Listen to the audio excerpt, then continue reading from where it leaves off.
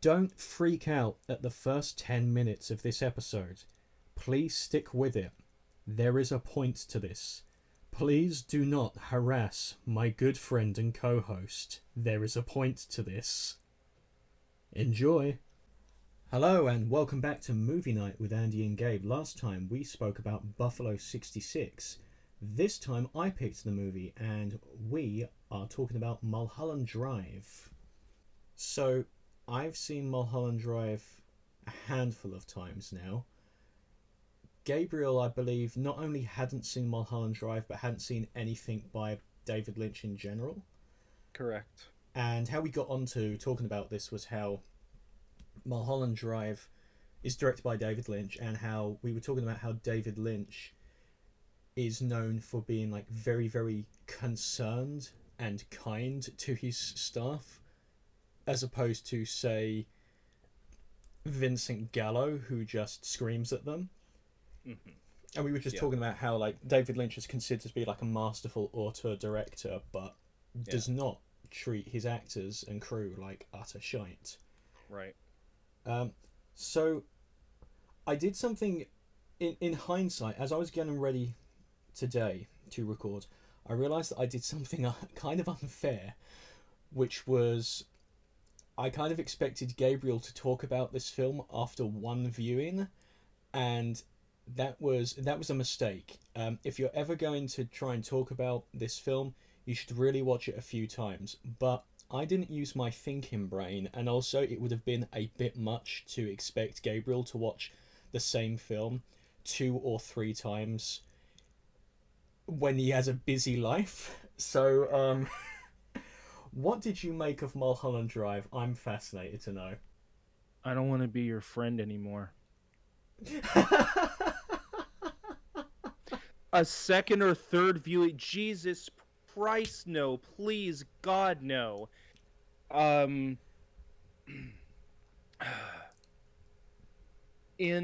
1999, I took my girlfriend to see Eyes Wide Shut in the theater because we were 18 and we could see R-rated movies now with violence and boobs and everything. Took her to see that movie. She snuck her teenage brothers in to see it because they wanted to see it because LOL boobies. And there were multitudes of naked women in that movie. The adolescent teenage boys that she snuck in fell asleep, as did we.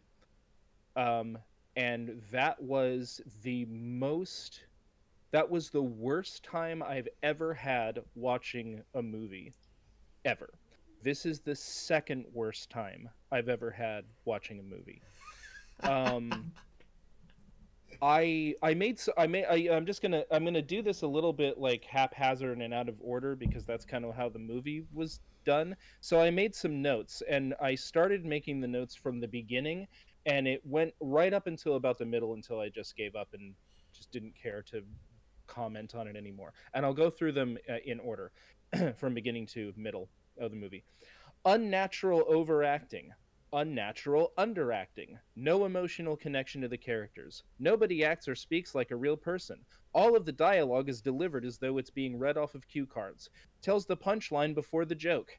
Endless. Irrelevant. Meaningless. Please God, make the movie stop. I'm gonna slit my wrists. And that was the end of my notes. I did a post-movie kind of thing that I sort of just kind of typed out here that I'll read from my little notepad. A tedious exercise in irrelevance, obscurantism, and non sequitur. I wouldn't have thought it possible that a movie with such striking imagery and that invited so much afterthought could have possibly said so little. Nick Meyer, when he was when he was making Star Trek IV, colloquially known as the one with the whales, there's a scene at the end of that movie where these humpback whales are having a conversation with a space probe, and it goes on for several minutes, and we just hear the whales going wah wah wah wah, and then the space probe goes beep beep beep beep. So they're talking to each other, and the studio told Meyer that they wanted to put subtitles in that scene so we would know what the whales are saying to the space probe. And Meyer said no. He said you're not going to tell, it's up to the audience to figure out what the hell was the big deal? What did this probe come here for? What were they saying to each other? We're leaving that to the audience to be. That's fine. You can't do that for an entire. Okay, you know what? You can. Um, I okay. There are other ways to make movies. There are different kinds of movies. There are different structures that you can put in a movie. You can take the random non sequitur mind bilge that you dream up when you're sitting in your armchair and film that. You can take the nonsensical dream that leaves you with a weird feeling and make that into a movie. That's fine. I don't think that's a very good way to do it. I don't think that the questions that the audience has at the end of the movie, and I did spend a lot of time thinking about this movie when it was over, which, I mean, that's something to say for it, but it wasn't thinking about anything meaningful. It really was like trying to figure out what your really bizarre nonsensical dream meant. Maybe that's what he was going for. I don't think it was what he was going for, but if it was, then he succeeded. But what does that really mean? What does that movie really have to say? Nothing. Um, at least in my view. A second or third viewing. So I did a little after thing where I looked up what David Lynch had to say about this, and I pretty much predicted what he was going to say, which It's is very, every. very, very hard to get David Lynch to say anything Well, because he about has nothing his. to say. Yeah, he It's, because it's because not he because has nothing to say. it's not because he It's has nothing to say. It's a refusal to explain, which he except for takes a the lot of fact joy that, in. well, because there's nothing to explain. It's just his. He's it's the sort of Jackson Pollock of filmmaking. It's not supposed to have a meaning, and he's said that. Which, okay, fine, but that sort of cuts both ways.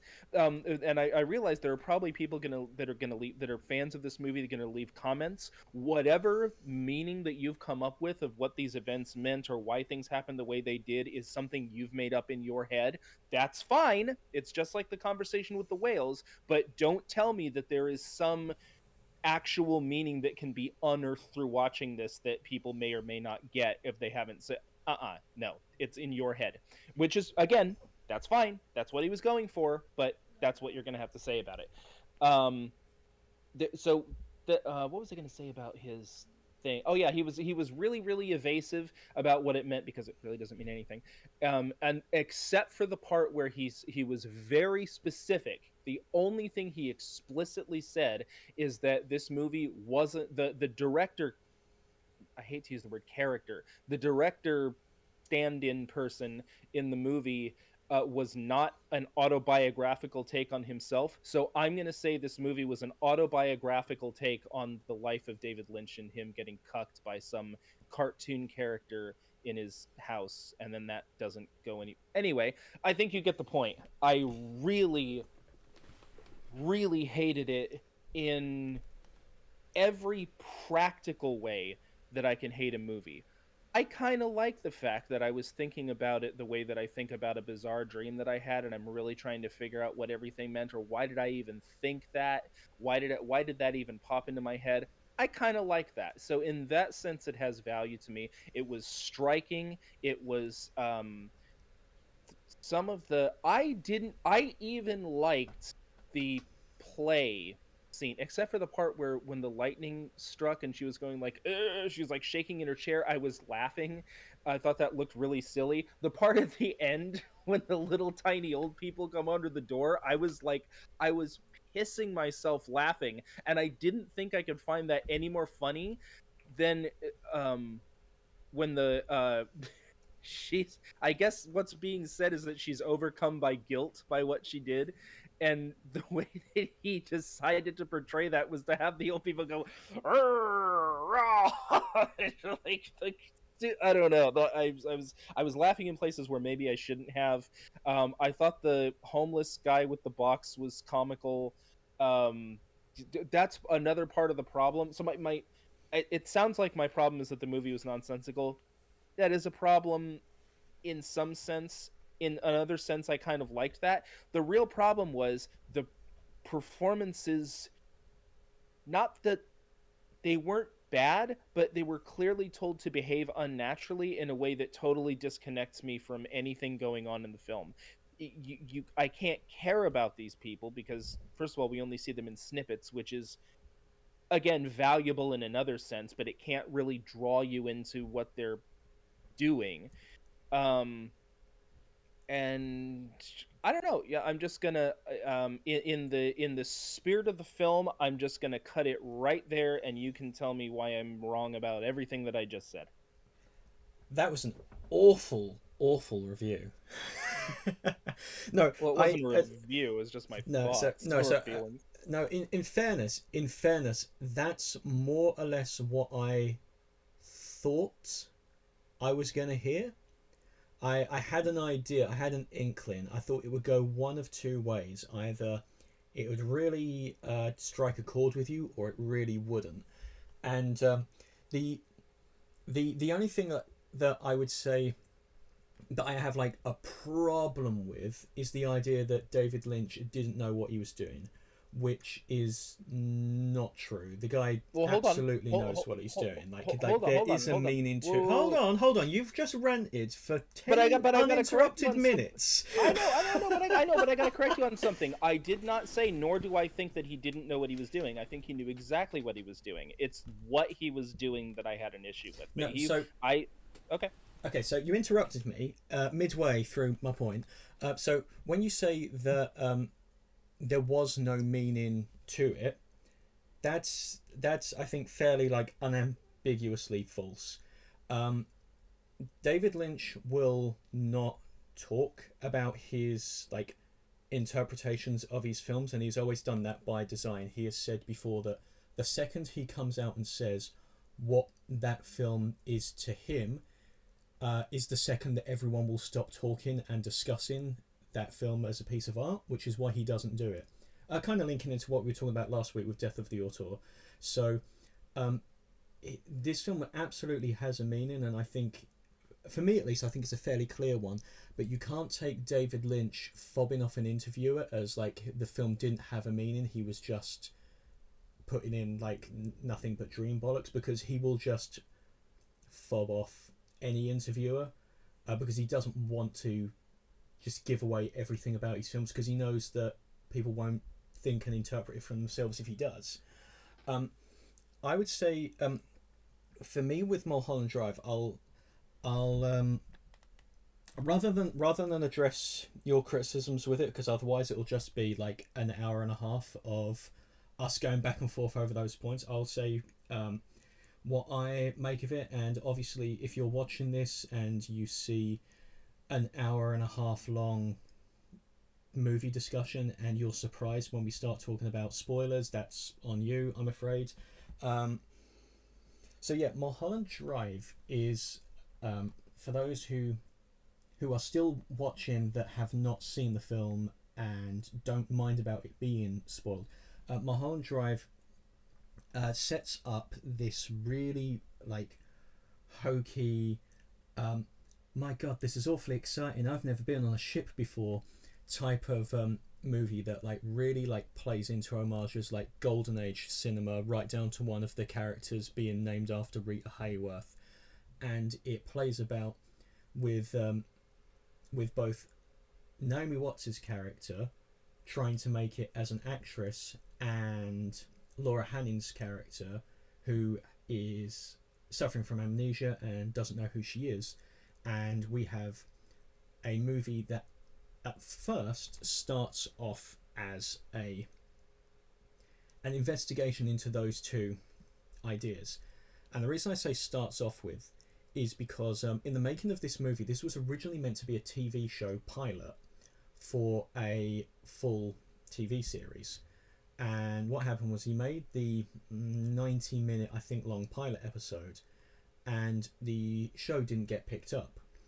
But what happened was Studio Canal came over and said, we love it, we will give you more money to go and shoot more and make this into a film. So then David Lynch is put into this precarious position of, well, how do I make it into a film? because it wasn't intended to be a film, but he obviously had an idea of where it was going to go. So what this movie does, about 4/5 of the way through, is it yoinks the rag from underneath you, and it goes, all right, now here is why all of this is weird and why none of this quite added up. So what we get is we have Naomi Watts, who wanted to make it as an actress, and she goes to Hollywood, and she finds this woman in her bed who is vulnerable and needs protection, and through pulling that rug out from underneath us as the audience, we start to see this was a real relationship that these two people did have. And in Naomi Watts' actions through the film, we have her fantasizing about what could have been. We have all of these excuses and weird things like, oh well, there was a whole conspiracy to cast a certain actress in a film. And what film is that? Well, in the last quarter of the film, shall we say, this was a film that was made.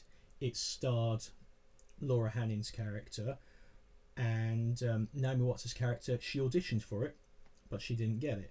We know it was this film as well because they explicitly say the director's name. I think it was Bob Backlund, who's the fictional character in the movie. So she didn't get the parts that she wanted. She fell in love with someone who was sleeping her way to the top, but ultimately, while she was in love with this woman did not feel the same way about her. So she chooses to put a hit out on the woman, just in like pure like bitter jealousy.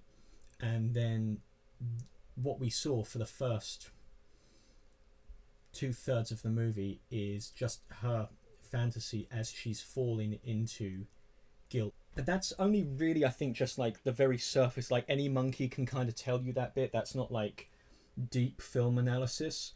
But all of those fantasies, for me, inform kind of like this idea that Hollywood has this like shiny, hokey surface to it that we see, and they show that through like the really like strange, offbeat acting, but that is hiding something that is altogether more malevolent. Like these dreams are actually built on thousands and thousands of broken dreams and broken spirits and upset people, but you don't tend to see those stories through the facade of what is your normal Hollywood film. So obviously it's a hard film for me to articulate off the top of my head now, which is why I should have packed better notes, but that's kind of where I am with the film.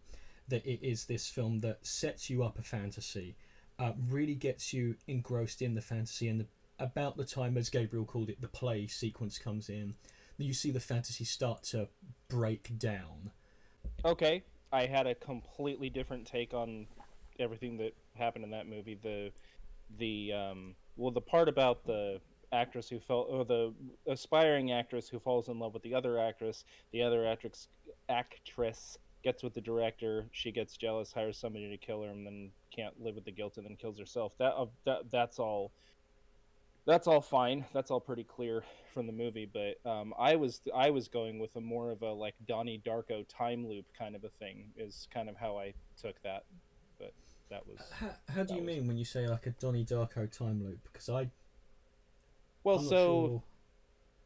Yeah, so my thought was that the very beginning of the movie, I'm just gonna call her Rita because it's Camilla, but she calls herself Rita, is in the car, and they're like, get out of the car. She gets in a car accident and can't remember who she is. She stumbles down the hill, and then she meets whatever her blonde, I'm just gonna call her Blonde Girl. She meets Blonde Girl for the first time, but in the course of figuring out who she is, she finds out that Blonde Girl is actually dead. And then the blue box thing happens, and I saw that as sort of a, and then these supernatural forces trying to get trying to get it right. I felt I had a completely different take on them trying to get a different person cast, that they were trying to save blonde girl by not having the jealousy thing happen, or not try that there were forces that were working to try and change these events, and he, as you said, made the wrong decision because you see the cowboy twice. And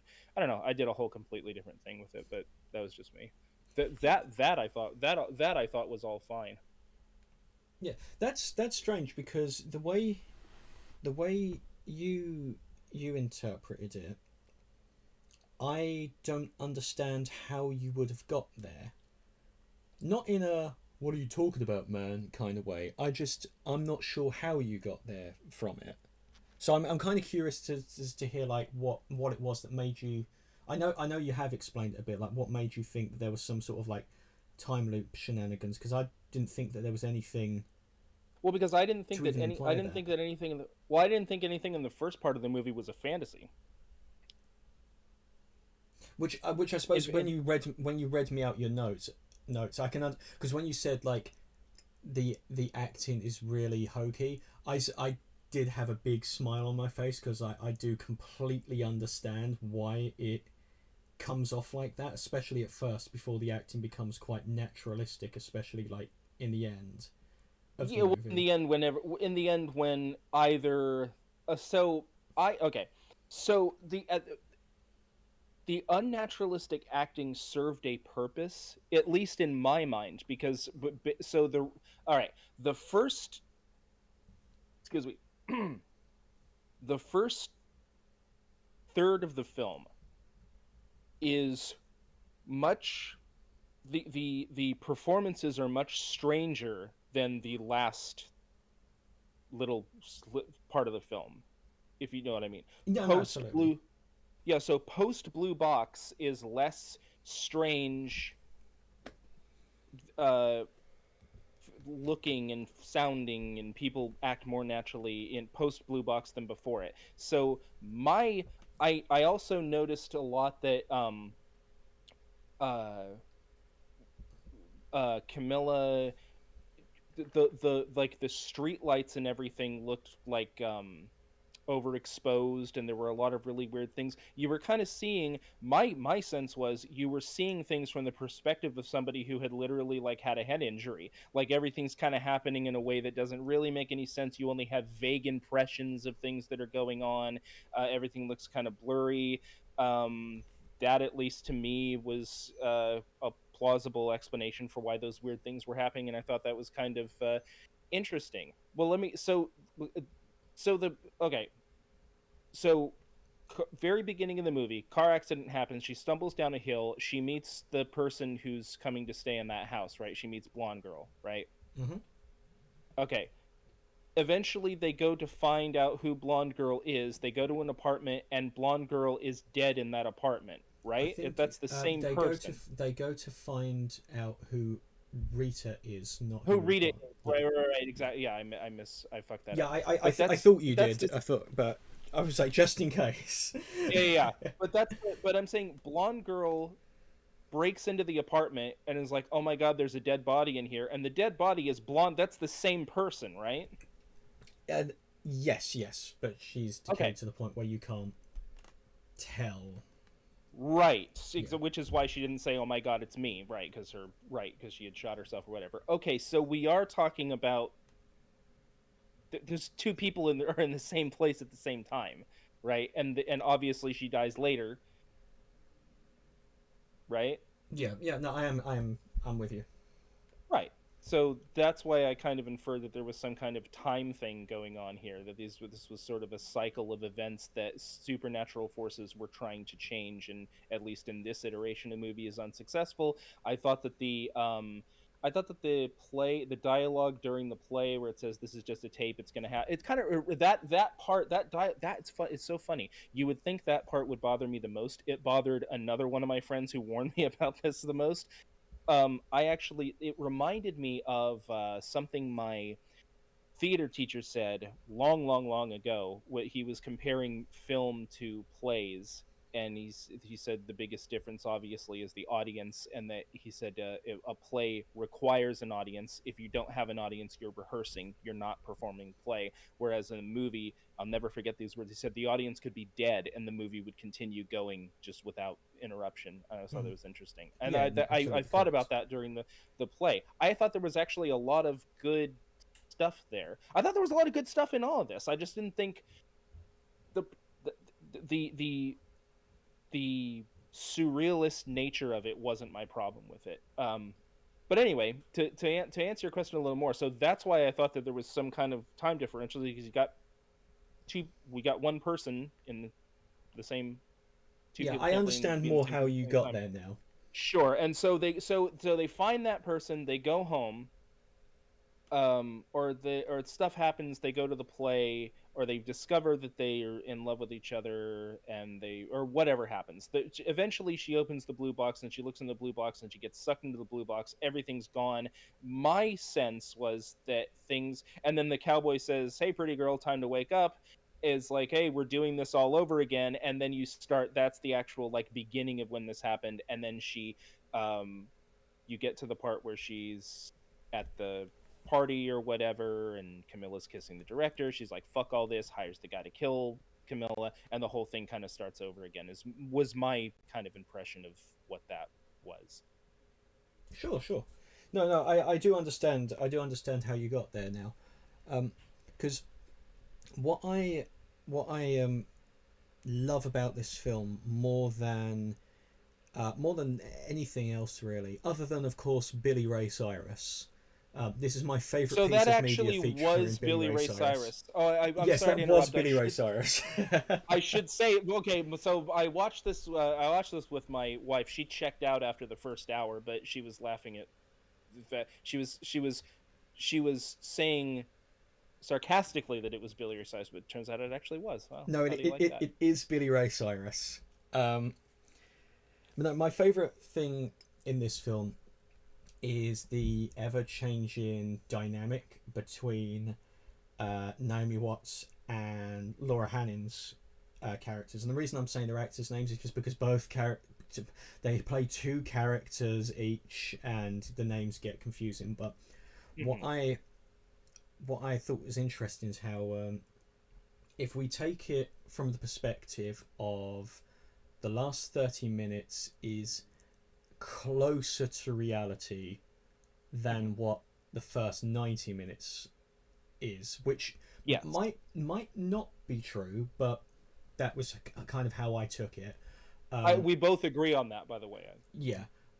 So I I thought it was interesting how Laura Hannon is sort of like the darker, the femme fatale kind of film noir archetype, and how she's the successful one, she's the confident one, she's the sort of the powerful one, and Naomi Watts' character, the blonde, she's so much meeker, less successful.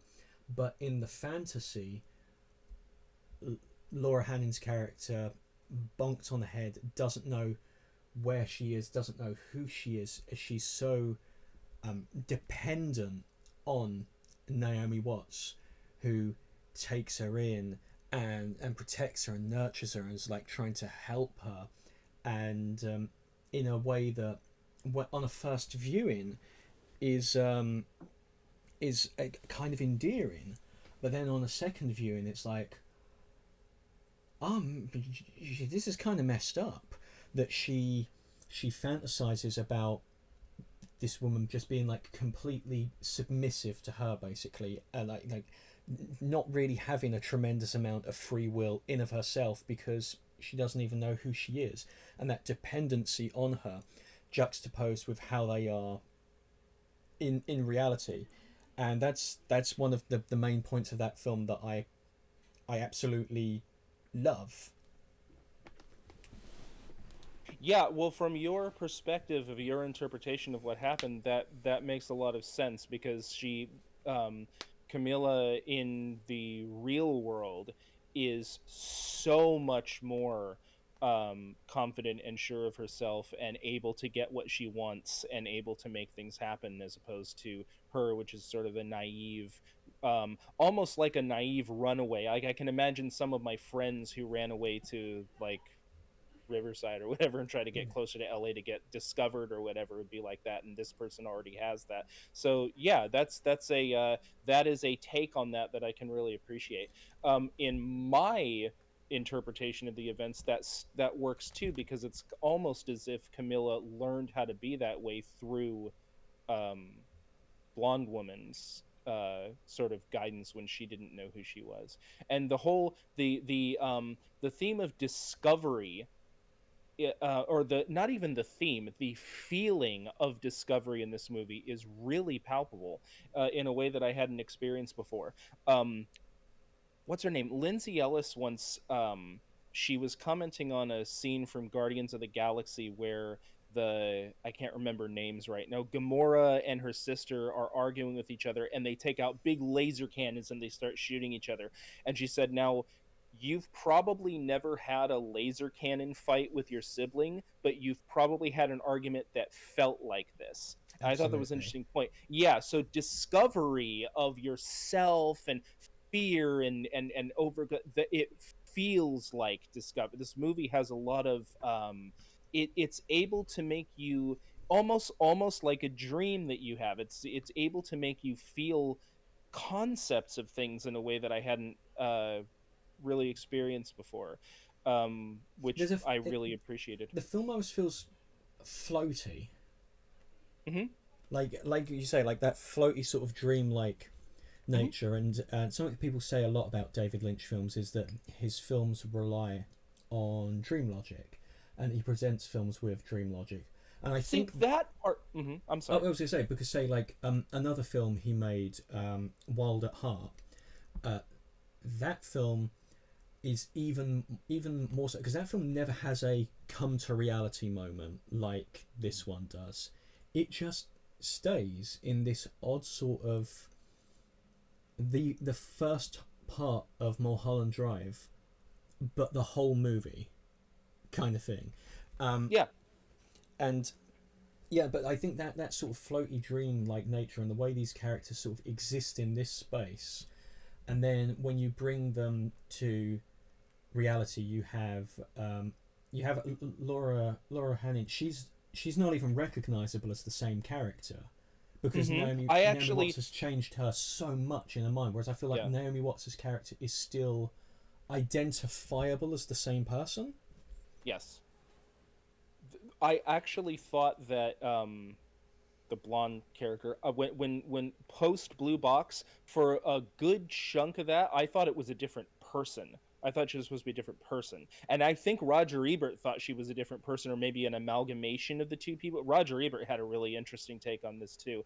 But you're right, and it's a very nebulous. I don't mean nebulous as it's not vacuous, but it's a very nebulous movie. It leaves a lot to think about, and I'd say that part I liked. I liked the it was a delivery device for curiosity, which is something that I really appreciated. Uh,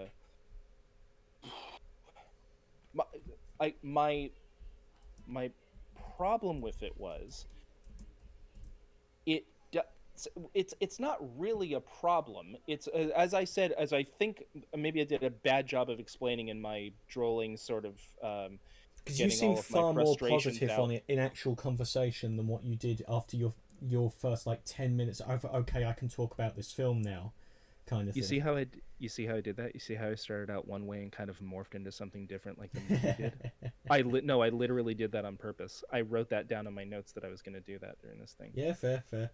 No, because and because this is one thing that I can say in praise about that movie. It left me with those two different feelings. It left me with the nuts and bolts.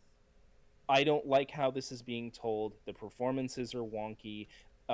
Is on one hand a valid like feeling that I have. If I once I get past that and I'm left with the sort of aftertaste of the movie, which I think this was kind of the point, I'm I'm doing a lot. I'm doing a lot of thinking about it in retrospect, and bad movies don't do that. And the stuff that I'm thinking about, my one of my issues is it didn't explore any ideas. It didn't comment on jealousy or anything like that. Okay, fine. But it left me with feelings and images and things that I thought about as much as if it had commented on those things, which is kind of remarkable.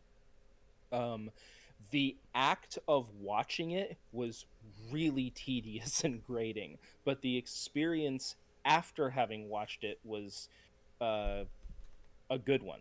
It's weird. I'm not sure that's ever happened to me before. It's happened to me in books, but it's never happened with this. And also, I want to say, none of my, and I do have issues with the movie that I just explained. None of my issues have to do with the fact that he's an auteur, whatever. I enjoy the works of Steven Erikson and Hideo Kojima and all kinds of weird stuff. Not my issue.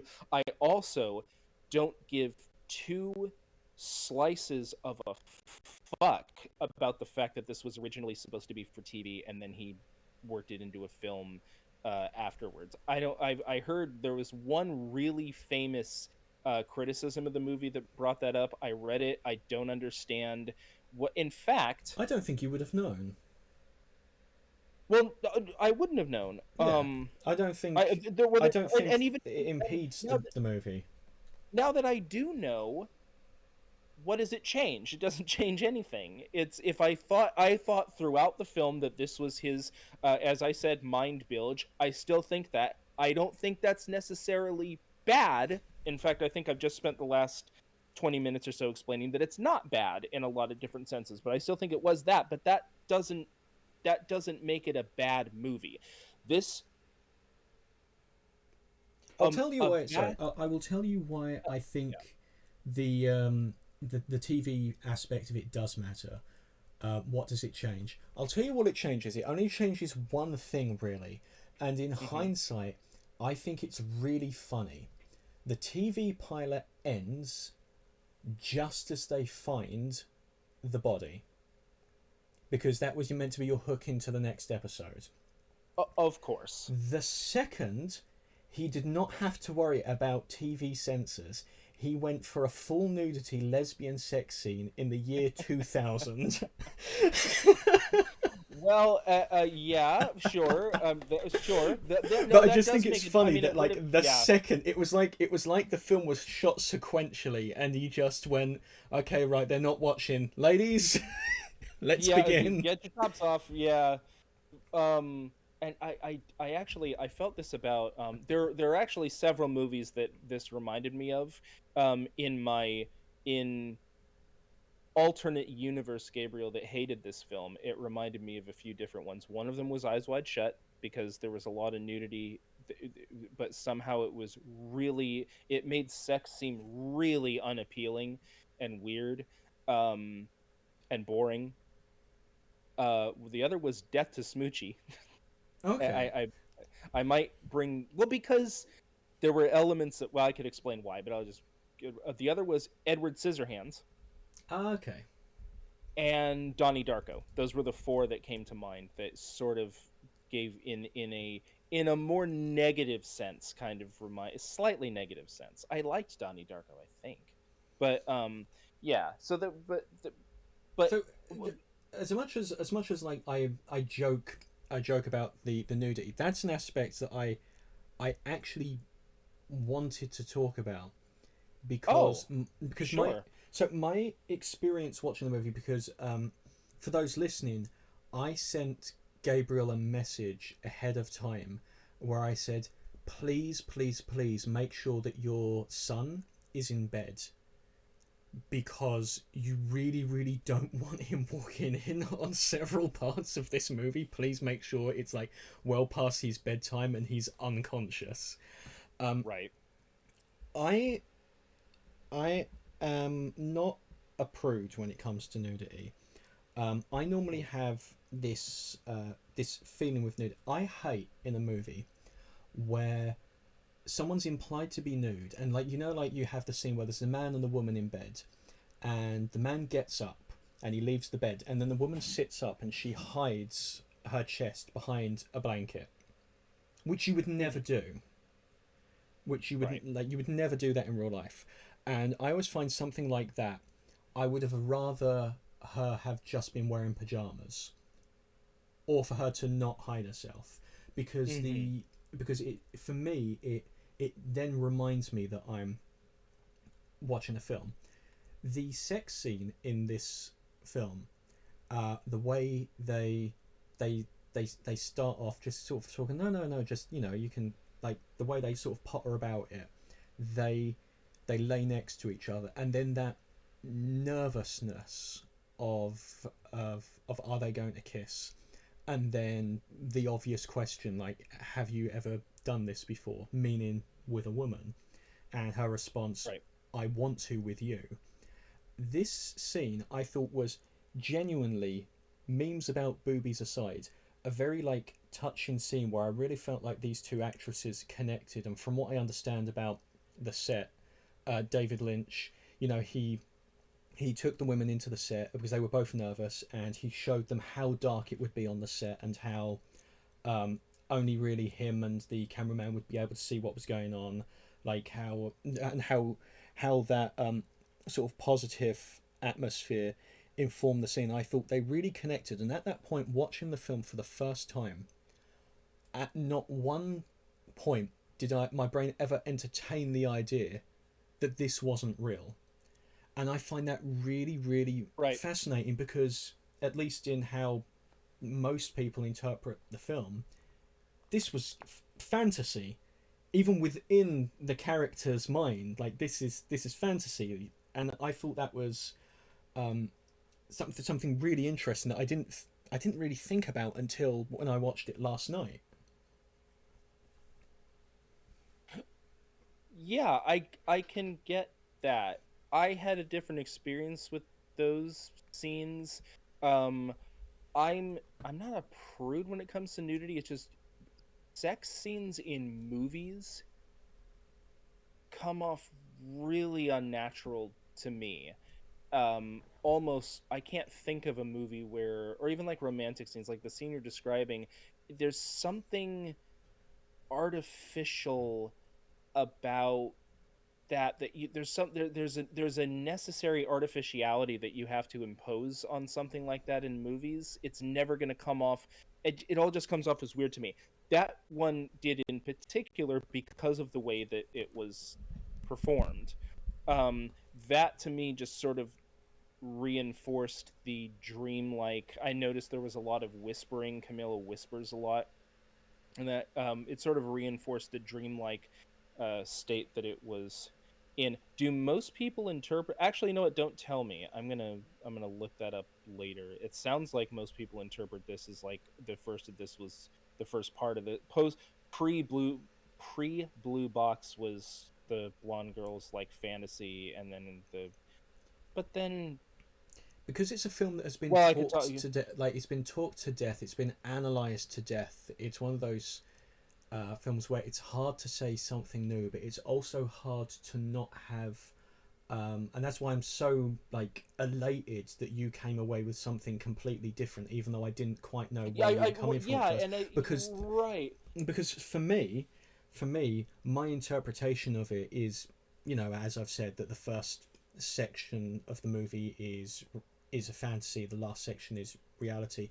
But even then, that for me was poisoned a little bit by Naomi Watts, because they asked her, "What do you make of it?" And she said, "Well, my belief is," and my brain, like, it's very hard to remove that from your brain once it's in there. But I think, Mm. having seen the film a couple times and looked at different interpretations, that is the one that makes the most sense to me. But I do Mhm. think that that's only, like, the surface of the movie. I Sure. think there's a So lot more going on so for underneath it that I don't think well, gets exposed quite as I haven't. much. Oh, I'm sorry. I keep interrupting, talking over you. I'm sorry.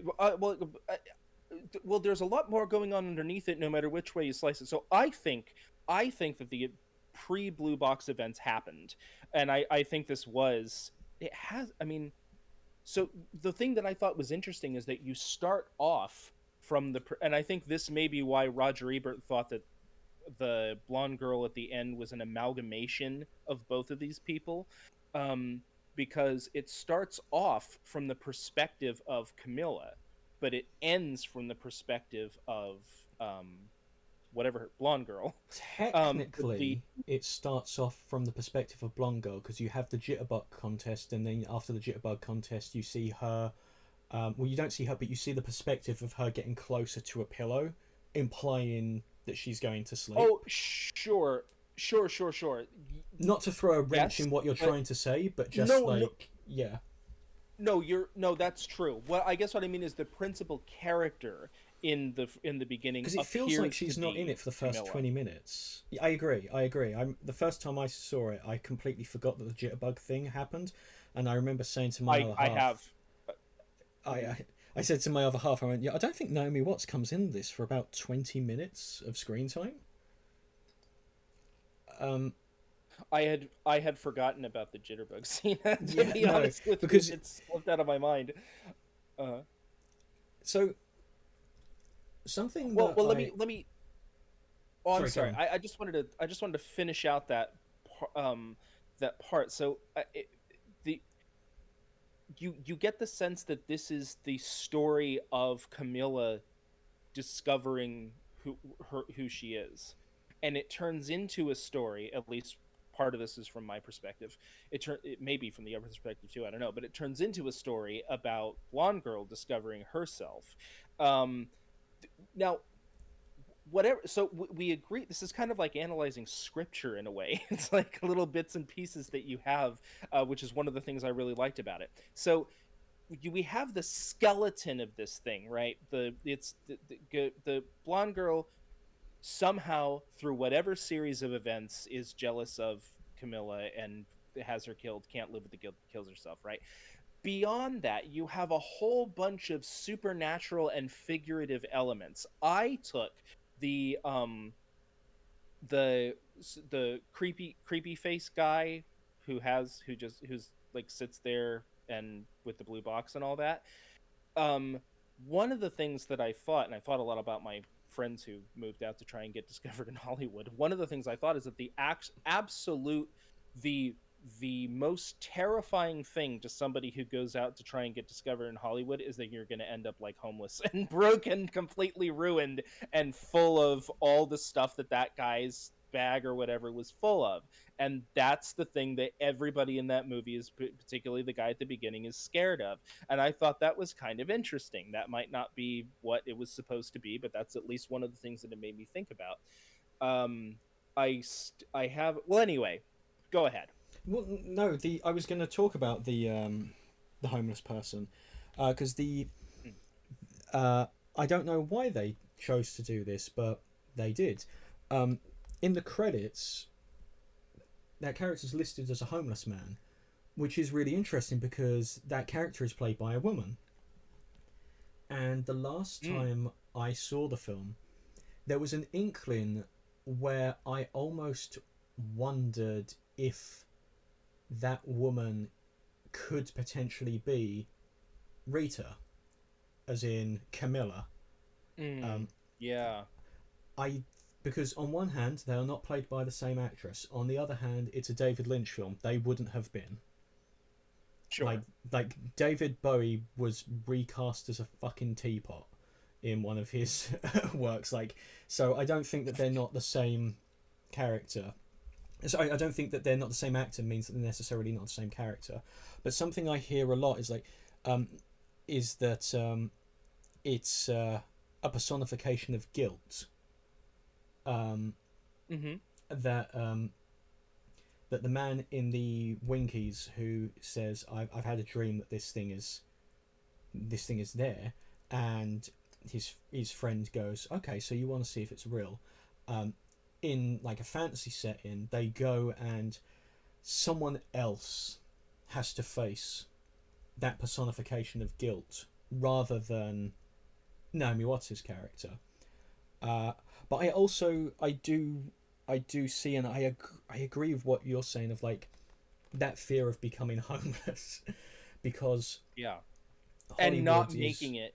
Yeah.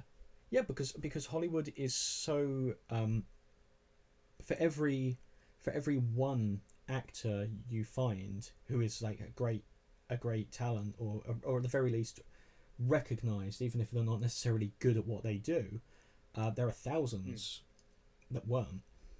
And Yeah.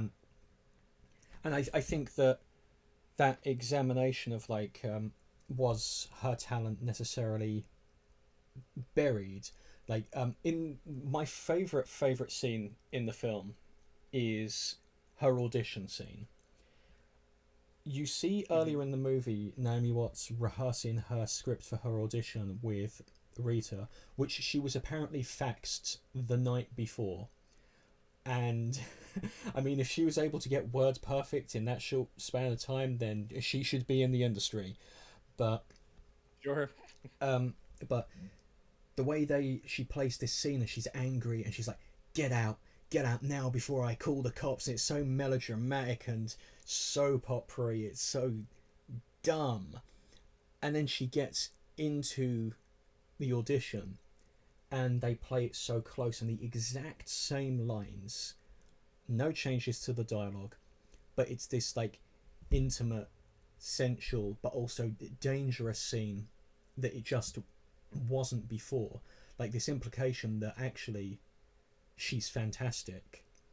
But the punchline of that scene is that the director, who in the final section of the movie is revealed to have cast Laura Dennin's character in the role instead of Naomi Watts, um, he was barely paying attention. And I remember when I watched this with a friend of mine, a friend that you know actually, but I watched it with a friend of mine, and when the director went, nice, nice, a little forced perhaps, my friend was so invested in the scene that he became angry, as though that director had said it to me after one of my auditions, and he just went, forced, forced. What the fuck was he looking at? But I love that scene, and like how like those same words just interpreted in this wildly different way, and then with that punchline of, well, the director wasn't paying attention, which sounds like some pure cope if you consider it as a fantasy. But I think Yeah. that's my favorite scene in the film. It's certainly not the most famous. The most famous scene is the Winkies and the homeless man.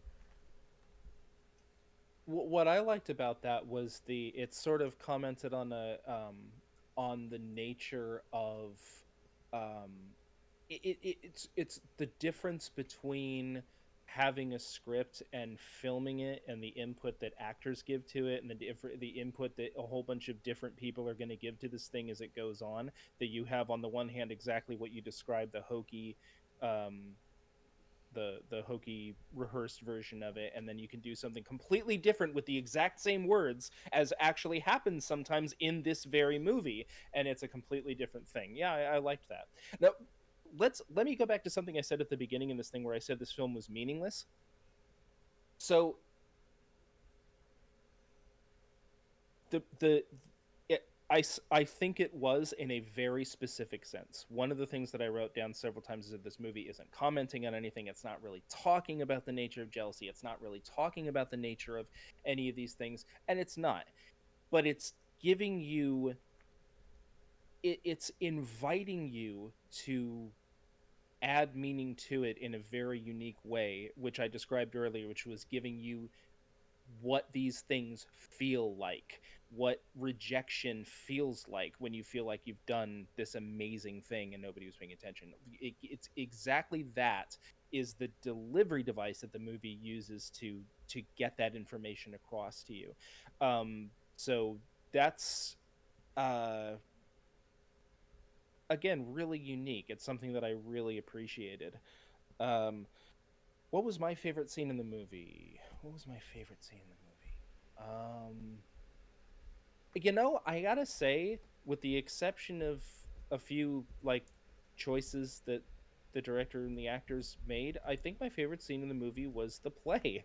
Though I really liked what that guy was saying. I really liked how that ended up commenting on sort of the meta aspects of filmmaking and what was going on in the film itself. At least my idea that this was some kind of loop um, was relevant to that discussion. I like the fact that this seemed to be some. It was sort of it was sort of a culmination of all these supernatural elements.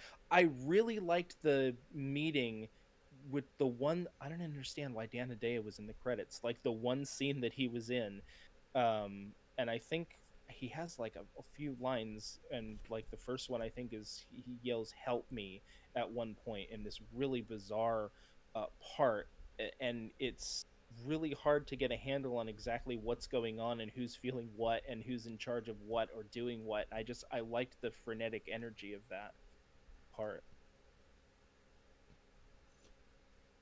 I I I love the play. um, like Yeah. what you say, because when I because you commented earlier that when she starts shaking, um, that made you laugh. Um, Yeah. I kind of thought that that play because Laura Danning's character wakes up and she goes, "I need you to go with me somewhere," and then they go to this theatre, and this play is happening, this sort of cabaret, and as that scene goes on, and then Rebecca Del Rio comes out and she starts singing Roy Orbison's "Crying." She's singing it in Spanish, and obviously the lyrics to that song, like "You wished me well, you couldn't tell that I've been crying over you." Obviously, I sort of see that song as being Naomi Watts' perspective in reality, as she is as she has been left, she's been jilted. But as Mhm. that goes on, both characters sort of become overwhelmed in like floods of tears. And I never got the sense that it was because the song was really moving, though it's beautifully, beautifully done. But I kind of thought that that is where the fantasy is starting to crack.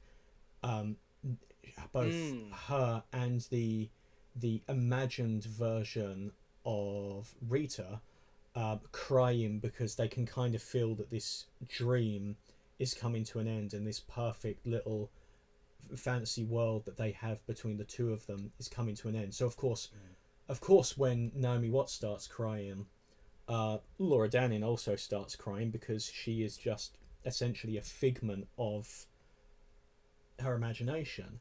Um, and then, of course, the singer passes out. The music carries on, reminding you that they were only ever miming. Although that woman is actually singing on the backing track. They pull her out, and then that box appears in their bag, and they realize, oh, this is what the key goes into. And then um, it's time to wake up, as the cowboy says. So I Mhm. kind of, I kind of see that scene as the fantasy sort of cracking and breaking down around them, because it's not just the song, but there's like shaking sounds as well, like almost like earthquakes, like she's Yeah. stirring and beginning to wake, and that they are, I guess, inside her mind, for lack of a better term. Mhm. And that was how I kind of see that film, that Th- film scene. that's Yeah. extremely yeah, yeah, that's extremely interesting. I appreciate that view of it. What I it made me the, there are one of the things that in particular and this movie also made me think of was it was at least one video game. Did I think of two? So at least one of them I thought of was BioShock Infinite, and particularly the very end of that game. What I took from that was, um, she's singing and then she passes out, but the music keeps going. That this is unalterable. This whatever this was, whatever this thing where she acted on her jealousy and killed someone and couldn't live with is unalterable. Yeah, Um, yeah. loop, and it reminded me of the end of BioShock Infinite when you're told through the game mechanics that, look, you're crossing all these bridges, you think you have a choice, you don't really have a choice. We've decided where you're going to go, and you're going to sit in this room until you push A, basically, or the game's not going to end. It made me think of that. So that to me this is, it's just, as the guy said, it's just a tape. This is all you think. You're in control of this, you're not. This has happened. It's immutable, and which is one of the reasons why I thought everything kind of looped back on itself in the end.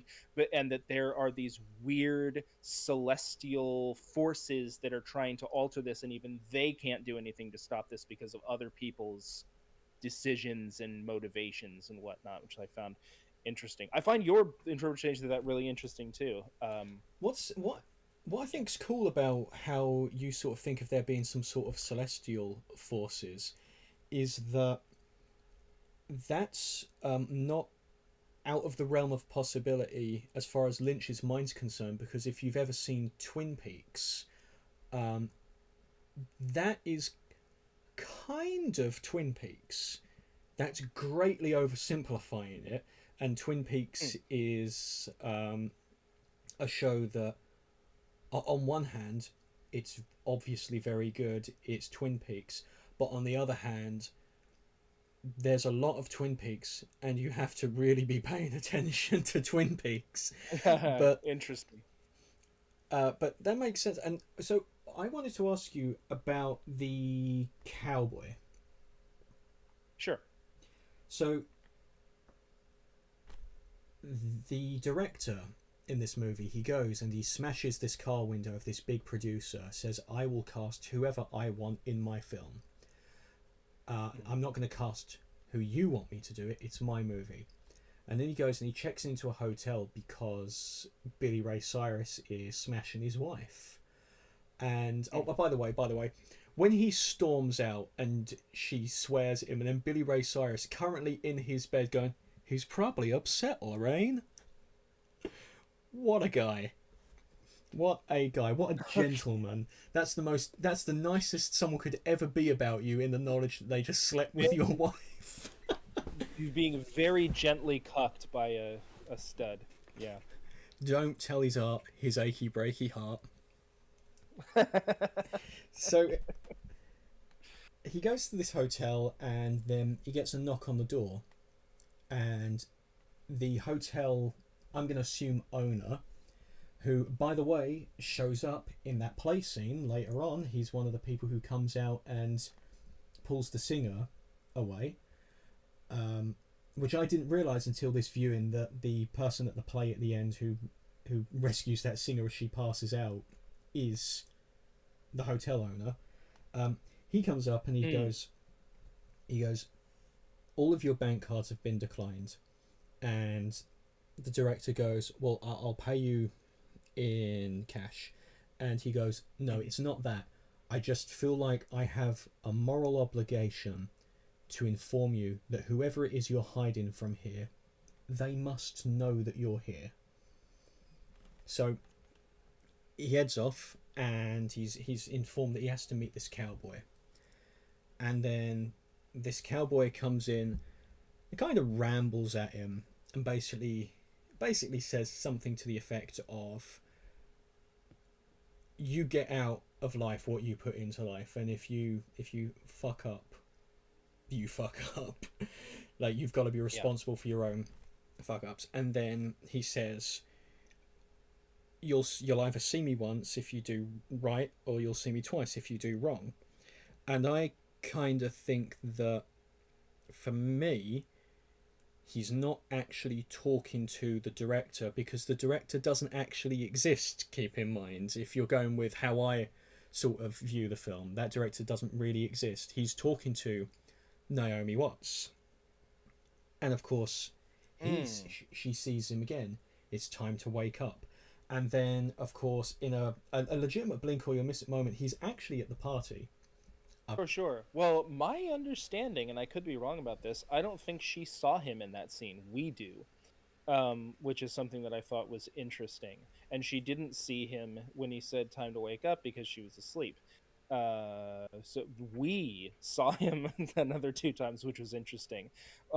So my take on the cowboy and what he represented again, so I thought that him, the homeless man, who's actually a woman apparently, the person who came to the house and said, "There is evil in this house. She is evil." She didn't say evil, she said she was trouble. But that person and Dana Dea's character and the guy with the voice thing and the thing or whatever, the, those I thought were all kind of celestial forces who were trying to get this thing to come out a different way or trying to control what was going on here. And the thing is, when we see the cowboy twice in this movie, there will never be another way that happens. It goes back to the play. It's a tape. It's on a loop, so it's immutable. You'll always see him twice if you watch the movie. I took a couple of different things from that.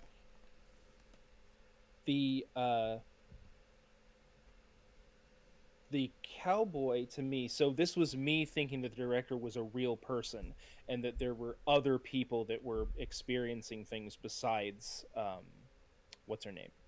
So my thoughts about that was, this was, in addition to being one of the, I guess, ghosts of Christmas past or whatever that are trying to get this thing to come out differently or the right way or whatever the right way is, was also sort of an aspect of because there was a lot of comment on what the casting process is and what the studios are like and how a movie gets made and the cynicism and the just people's dreams not coming to fruition. And the cowboy, to me, in addition to everything that I said, was an aspect of the director himself who just wanted to make his own fucking decisions.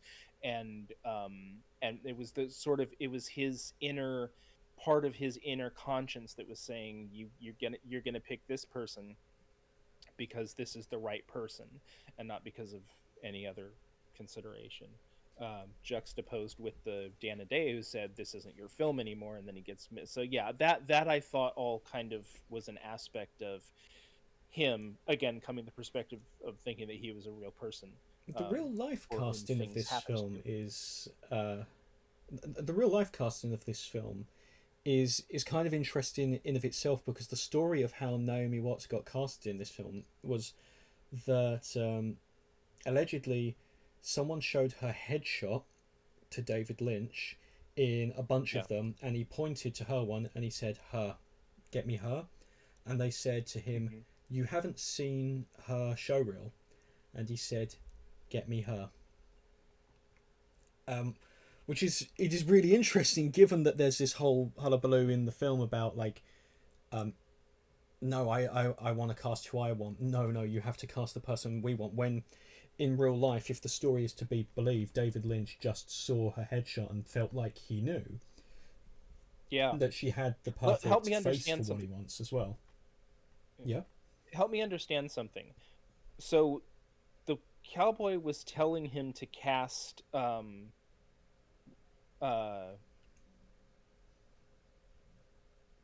am I blanking? I don't know her name either. Who was the cowboy telling? Somebody else, right? Someone you only see in one scene, and you see a headshot. Right. So he was telling to cast some other person. Was that the person he cast, or who did he cast? Do you mean in what I view as reality? No, in what you view as the non-reality. Which person did, when he said he cast, and then somebody looked at him and said, yeah, he cast who he was. So they bait like he's going to, like, he sees Naomi Watts and he stares at her for a moment, but then she has to cut and run because she's got to go and help Rita. But he tells the producer that he's casting the one that they want him to cast. So he does what they Ooh. tell him to do. So he did not do what the cowboy told him to do. The cowboy, as far as I'm aware, tells him to cast who the producers want. And is that what he did?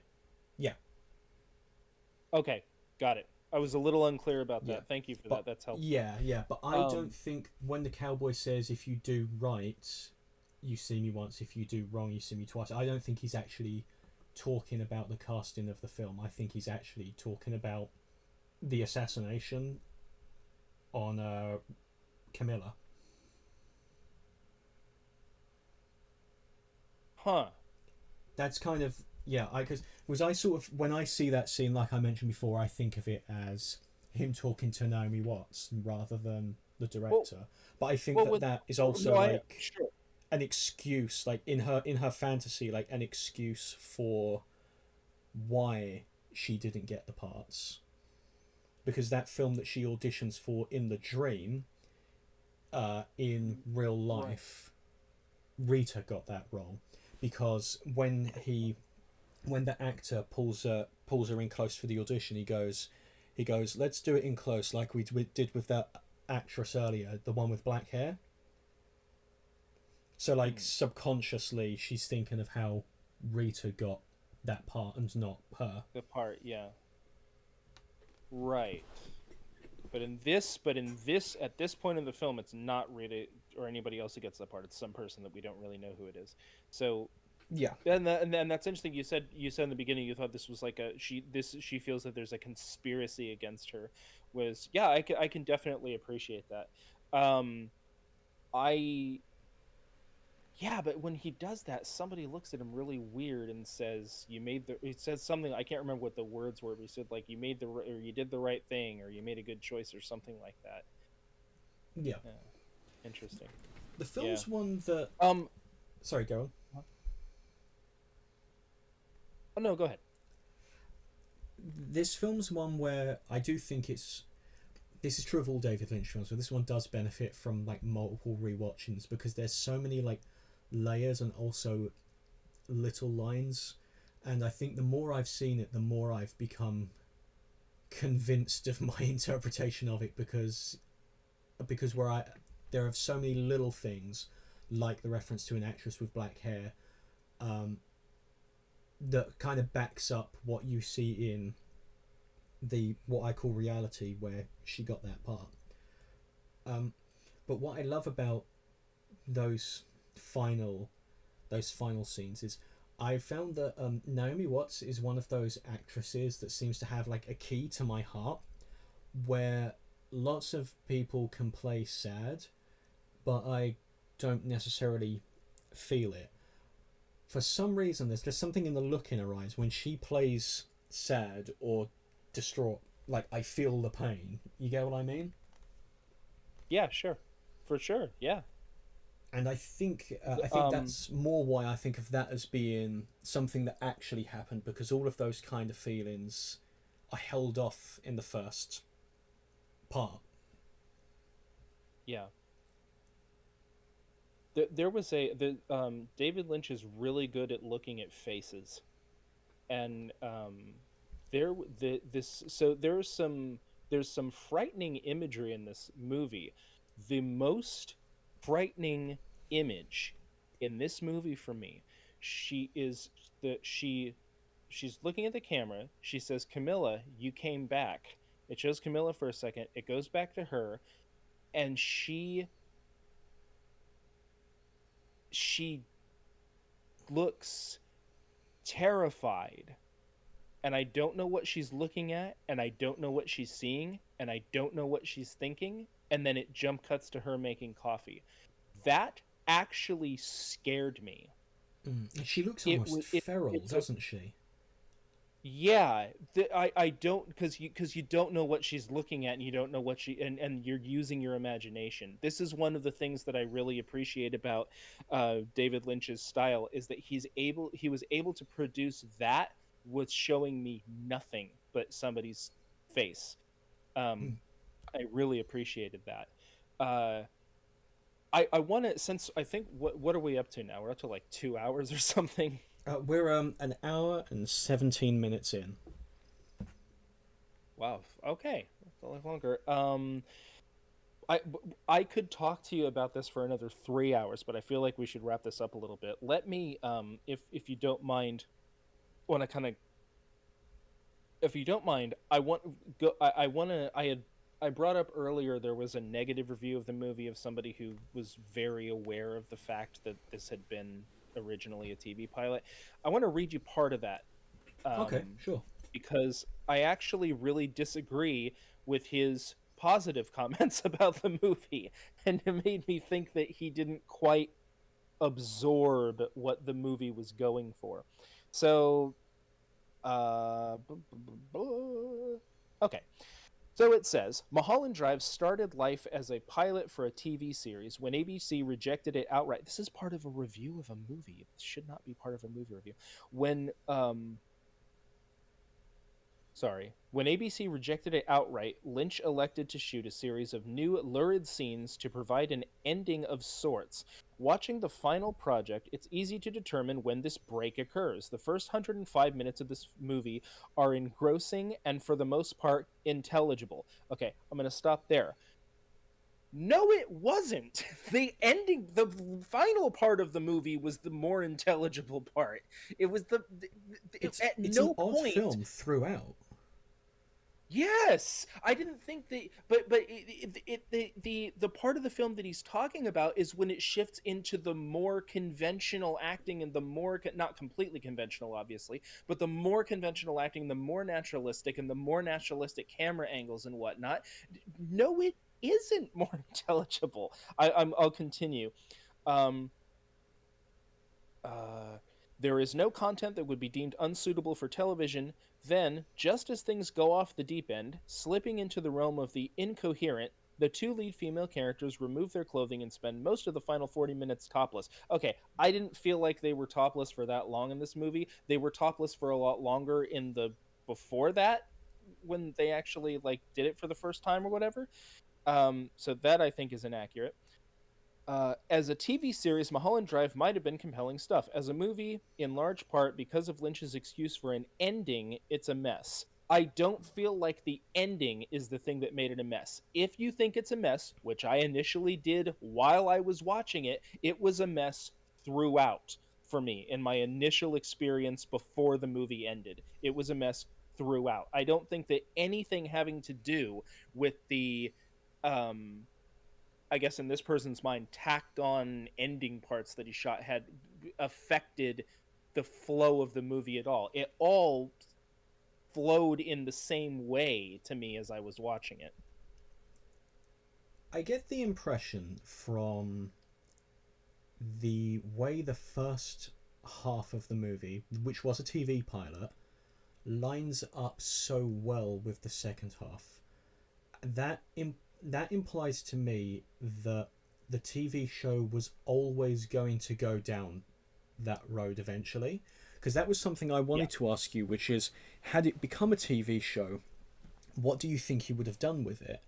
And given what you see in the the final episodes of the second series of Twin Peaks and the entirety of the third series of Twin Peaks that came out around 2017, 2018 sort of time, I think it was always going down this road.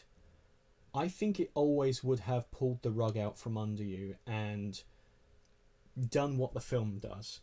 I just think he had to be more clever about the way in which he did it. But the idea that the first half is fully coherent, I don't know. Like, I watched it with my other half who had never seen it before, but she's a big Twin Peaks fan, and she said for the first hour or so of it, she went, "This is a lot easier to follow than I thought it was going to be." And then she saw the full film, and she went, "Well, David Lynch made it, so I'm not that shocked." But I don't personally see where that critic is coming from, but I feel like that critic doesn't want to engage with the work. And that's where I would take issue. Like, this movie is never ever going to be for my dad. He's not going to Sure. get it, you know. He doesn't he doesn't engage with movies as an art form. He thinks that the best one is Jurassic World. He thinks that that's better than the original. That's what we're dealing with here. Like, Okay. but but when you're a Okay. film critic and your Yeah. job is watching and reviewing movies, and you put yourself out there as someone who is more academic about film and loves film, I I expect more than what that at least that section of that review gives me. Like, I feel like that I don't. I Yeah. feel like they didn't I felt like they didn't want to engage with it. Like, when you came on and you had your 10-minute like rant about your initial Yeah. reactions to the film, there are Hmm. some people who would have that reaction to the film and then they would not be moved from that point, no matter what sort of discussion you could have about it. And Sure. those kind of reactions are ones that I just can't get behind. There are some films that are, we'll call them art films, although that's a really pretentious kind of label. All films are art, Yeah. but Oh, that sure. are more surrealist, and I can't get on with them. 2001: A Space Odyssey, I just can't get on with it. I don't agree necessarily with what your brother said in his review of the film, Mm. but I myself, I can't get on with the film, and that's fine if you can't get on with it. But what I would never do is try to is to ignore the film and just not engage with it. I tried to engage with 2001, and I feel like I had an understanding of what was trying to be communicated with me, but it just didn't move me by the end of it. Whereas, say, like, for Yeah. Mulholland Drive, as surreal and in points like horrifying as the film is, and as weird and messy and discombobulated as the film is, there's a heart to the film. The film has Mhm. characters, and the characters have believable motivations and emotions, regardless of if you're in the first or second section of the film. And that's why that's actually part of why I really like David Lynch as a filmmaker. Is um, it's not just weird stuff for the sake of weird stuff. There's always an emotional through line, and there's always a through line for the story that carries things along. When people think of David Lynch, they do think of the characters. They think of Del Cooper. They think of Nicolas Cage in Wild at Heart. They think of Rita and Debbie in Mulholland Drive. Like, even the poster is the two main characters of Mulholland Drive and their faces, their emotional reactions to something that they are seeing. So I can't vibe with that review myself, because I feel like that critic doesn't want to put himself in the zone, so to speak. I don't think that a meta-analysis of the production of a film has any business in a movie review. I think you're commenting on what's in the pages, not what's outside of it. If you're doing that, unless it's something like, well, I mean, you can say so. 2001, there is a school of thought that is valid that I happen to agree with, that that movie was mostly just like the special effects, and that there wasn't a, in my opinion, Mulholland Drive was within that movie. David Lynch was trying to convey things to you, a lot of which I talked about, in a way that a movie doesn't typically convey things to you. He conveys it through feelings and emotions, and what I described about, you've never had a laser fight with your sibling, but you've had a fight that feels that way, that sort of thing. There's a clearly, at least to me, a very deliberate attempt to do that in that particular way. Whereas in 2001, you could say, why is this here? Because the script was a mess. There never was a finished script, and it was just trying to get the the special effects on the screen on time and under budget or whatever. You could certainly say that about Star Trek the Motion Picture. I think that's objectively true about Star Trek the Motion Picture. Sure. I don't think you can say that about Mulholland Drive. The That was a really cynical take on that. The refusal to engage with the movie, I experienced that while I was watching it, because the way that it was put together, the way that some of the things were acted, the way that some of the stuff was shot was really jarring and frustrating for me as a experience as it was happening. I want to recall to something I said in my opening 10-minute rant when I said that it was meaningless, and that anybody who whatever interpretation you have is just in your head, it's not actually there. I stand by that, but not in the negative way that may have meant it in my first actual physical watch through. This experience that we've had for the last hour and 20 minutes or so is what this movie is for. It's like the Bible. It's like Jesus's apostles after he died, when they went, "Whoa, wait a minute. I'm looking at this in a completely different way now." So the movie has ended, Christ is crucified, and the crucifixion experience is agonizing. That was the experience of me watching that movie. But now that it's over, you go, wait a second. What was this all about? Who were these people? What did this mean? What did that mean? This was it. I stand by my saying this was the second worst experience that I've had watching a movie. It's probably the best experience I've had after watching a movie, because it left me with so much to think about, and things that I wouldn't typically think about in movies. And that's something that that particular critic really didn't seem to want to, as you say, engage with before or after the movie. I can understand you not engaging with it during the movie. I didn't. How you could fail to have these questions and ideas emerge after seeing it is beyond me. Yeah, when you sit down to actually write it, I thought it'd be interesting for you to know. So the BBC a few years ago did a poll of a couple hundred film critics, and they were asked what the best movie of the 21st century so far is, and they overwhelmingly voted for Mulholland Drive. And I think that says something to the power of the film, that it wasn't just like, oh, it was close. Some people really liked Jurassic World, like it was overwhelming. Everyone kind of went, it's Mulholland Drive. Mulholland Drive is the best movie of the 21st century, and I think we've got a good few decades to go before the 21st century is over. Yeah.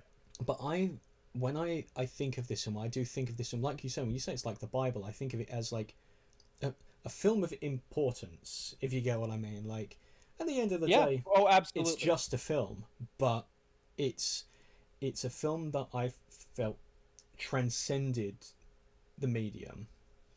The way it's to this fucking day. It's been 20 years since this came out, and we're still having conversations about this film in ways that we just don't with other films. We don't with other David Lynch films, to tell you the truth.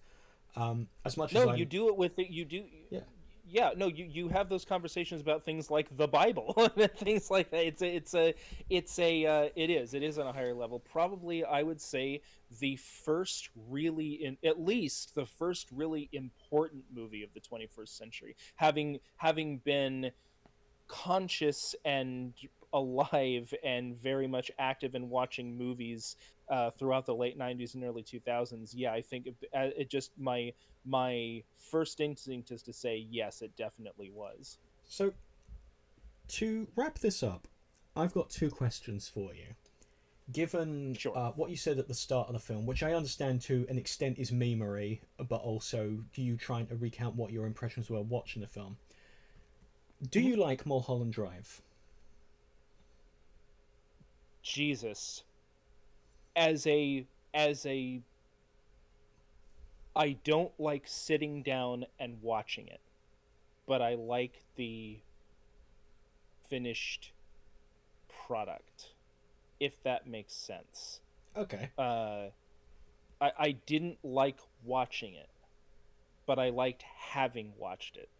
So I suppose, I suppose, my second question would be: would you watch it again? Probably not. Okay. Probably not. And I'll tell you why. For a few reasons. One, it was a very long and tedious experience for me in the beginning. I'm not sure I'd want to go through it again. And the second is I like what it left me with, and I don't really want that initial impression to change. I don't want to go at this stage. I don't want to go back and say, okay, I wonder what this meant. Let me go to that. Let me watch this again and see if I get a new understand. I kind of like what it left me with from the outset. One day, maybe I will. Maybe I will sit down and watch it again for that reason. But right now, no, probably not. Yeah, completely fair. So I guess fuck it. One final question, because this is what Sure. anyone who has stuck with us for this length of time will probably now want to know your opinion, because they'll probably know mine already just from how I've spoke about the film. Is Mulholland Drive a masterpiece? Yes. Yes. Well, there we have it, folks. Next time, I believe we are going to have a very special guest, which is, if it's okay with you to do this for the next one, my brother, who is the artist formerly known as Confused Matthew. He would like to come on, and he would like for Andrew and I to watch a movie called, what was the movie called again? Mr. Nobody. Mr. Nobody. He very much would like us to watch that and to talk about it with him, and I think that would be exciting and provocative. And nobody's heard much from Confused Matthew except on his Twitch channel for the last few years, so I think that'll be fun. Okay, well, it's goodbye from me. And from me.